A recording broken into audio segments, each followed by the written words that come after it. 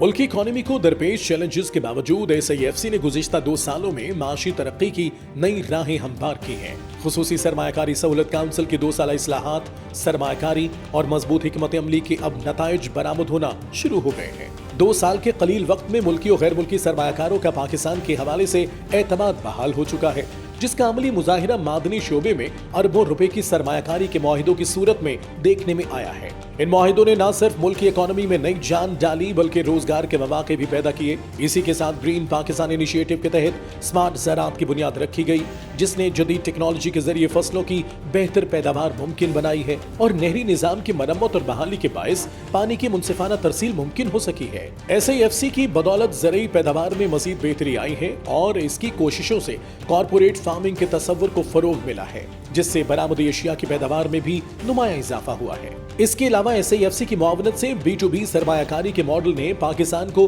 बैनुल-अक़वामी मंडियों में काबिल एतमाद शराकतदार के तौर पर मुतारिफ करवाया है और IT और टेलीकॉम के शोबे में SIFC ने आलमी सतह पर पाकिस्तान के किरदार को नुमाया किया है, जिससे टेक्नोलॉजी की मुंतकिली और रोजगार में इजाफा हुआ। जहां एक तरफ SIFC ज़राअत के हवाले से इक़दाम कर रही है, वहीं करप्शन के खिलाफ जीरो टॉलरेंस पॉलिसी के नफाज से स्मगलिंग और ज़ख़ीरांदोज़ी के खिलाफ मौसर कार्रवाइयों ने मार्केट में इस्तेहकाम और शफाफियत को यकीनी बनाया है, जिससे तवानाई और काबिल तजदीद ज़राए में इस्लाहात से न सिर्फ बिजली की दस्तयाबी बेहतर हुई है बल्कि माहौल दोस्त तरक्की की बुनियाद भी रखी गई है। इसके साथ साथ सनत, सयाहत और निजकारी के शोबों में होने वाली पेशरफ्त ने मुल्क को माशी तौर पर मजीद मजबूत किया है और ये सब कुछ SIFC की मौसर हिकमत अमली, शफाफियत और सलामती को यकजा करने वाली सोच के बायस मुमकिन हुआ है। और इसका सारा क्रेडिट मुल्क की सिविल और अस्करी क़यादत को जाता है, क्योंकि उनकी यूनिफाइड स्ट्रेटजी की बदौलत पाकिस्तानी मईशत इस्तेहकाम की राह पर गामजन हुई। SIFC की इन 2 साला काविशों ने